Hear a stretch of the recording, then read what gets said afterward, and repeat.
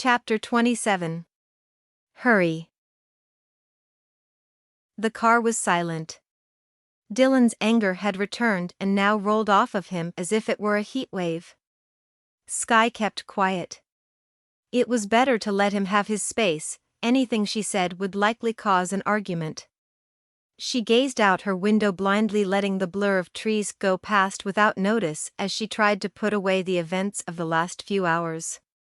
It wasn't easy, both because of the tears that threatened to fall and the increasing aches of her body. Sky changed her tactics and instead tried to relax and drown herself in the overcast fall day, the sunlight muted by fog sitting low on the ancient mountains. Every so often they would drift through a small, seemingly deserted town as they made their way back through the landscape. A wire fence ran alongside the road, and Sky lazily gazed at it as they drove. When she saw one, then another, and finally a horde of sick at the barricade, Sky wiggled herself up in her seat. "Dylan? I see them." He slowed the truck. The sick were a pitiful lot. Their arms stuffed through the holes in the fence, they reached out to the vehicles that Dylan and Wade drove for help. Their sad eyes pleaded even as their mouths uttered incomprehensible sounds of confusion, anger, and pain. Sky gasped and turned away. Is this how her family would end up? There was little she could do but pray that wouldn't happen to them. Dylan stared at the horde, his shoulders sagging, then banged his fist on the steering wheel a couple times. This day. He shook his head. We can't even do anything for them. There is food and water in the car. We won't need it anymore now, Sky offered, leaving the decision to him. Dylan rolled down his window, waving Wade and Jesse's car up beside him, and explained what he planned to do. Once he was done, Dylan turned to Sky. You stay here. His words were gruff and his look sharp as he punched the seat with a finger. Sky bristled. But I can. Dylan's eyes widened. Is there ever gonna be a time you'd just listen? Sky looked down. She had just told herself that he had more experience, that he knew what he was doing. She needed to let him do it, and show she had faith in him. I'll stay here. Please be careful. Sky made sure Jesse still sat in the Jeep, then watched Dylan and Wade take food and water to the people behind the fence. A lot of the sick were in the last stages of the disease and wouldn't be interested in sustenance, but there were those among them that seemed alert enough to want it.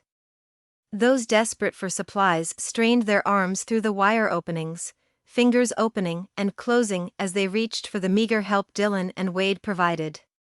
Dylan and Wade handed some water bottles and food, but for the sick in the middle and back of the horde, the men threw the nourishment over the top of the fence, deep into the field behind the large group.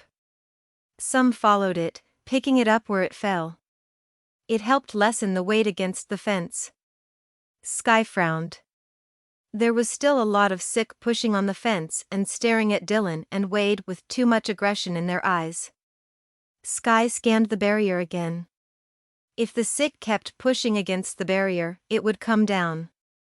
Dylan and Wade needed to hurry. Sky bit the inside of her cheek. The horde now worked together, pushing at the fence in unison, their blue-tipped fingers shaking the thin fencing. Sky held her breath. The small swing of the fence was getting wider, and the brothers noticed the back-and-forth movement. Dylan rocketed the bottles into the pasture. Wade pointed to a few of the sick that looked like teenagers and moved that way. Hurry, hurry, she whispered, clenching the edge of the seat and willing the men back to the cars. The sick, even in their fevered haze, realized what they were accomplishing and pushed harder. The wire wall swayed and bent only to bounce back, at first. But as they continued to shove at it, the metal poles loosened from the soft ground. Hurry. Sky slid to the driver's seat, her eyes following the men's every move. At last, Dylan and Wade's arms were empty, and they turned toward the cars. Behind them, the fence gave way. Their feet dug deep into the soil looking for traction as they started their fierce sprint. The horde were inches behind them. Sky rolled down the driver's window and yelled to Jessie, "Get the car ready. We will have to leave fast." Jessie gave her a few quick nods. A heavy thud against the passenger's side of the truck caught Sky's attention. She jumped. Dylan thumped on the windows again and pointed the locks. Sky's stomach tightened as she looked at the driver door of the unfamiliar vehicle. There were so many buttons, it looked like a rocket console. She glanced out the window at Dylan only to see the sick closing in behind him. Sky laid on the horn. The sick stepped back almost as one. It held them at bay for a moment. Sky hit buttons. Beeps and pops sounded with each one. When her shaking hands hit the right one, she punched it again just to make sure the doors were open. Dylan jerked open the door and leapt into the vehicle. Dylan reached for the steering wheel and blasted the horn again to hold the horde back until Wade reached his car. "Good move," he said over the noise. "Yeah. They hate it." Sky pointed at the 6 twisted faces. "Problem is, it makes them more upset." Wade made it to the Jeep, steps in front of the angry sick. Sky and Dylan exchanged looks of relief when Wade's door banged shut. Agitated, the horde gathered around the back of the truck, thumping against it. "Go! Go!" Dylan bellowed to Jessie.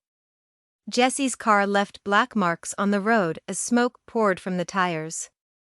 It caught and took off. Sky's hand went to her thumping heart. When Wade straightened in his seat and reached the wheel to help Jessie, Sky sagged with relief. As soon as the Jeep was out of her way, Sky floored the truck and shook off the sick clinging to the sides. She glanced at their stricken faces. They only wanted help. Her heart ached anew knowing they would never get what they sought. Sky looked Dylan over starting at his feet. When she reached his face, he was staring at her. "Are you okay?" "I'm so sorry," Sky said, "just being out here, I put myself and Jessie in danger as well as you and your brother." Dylan grunted. "Yeah, you did. Well, now you know.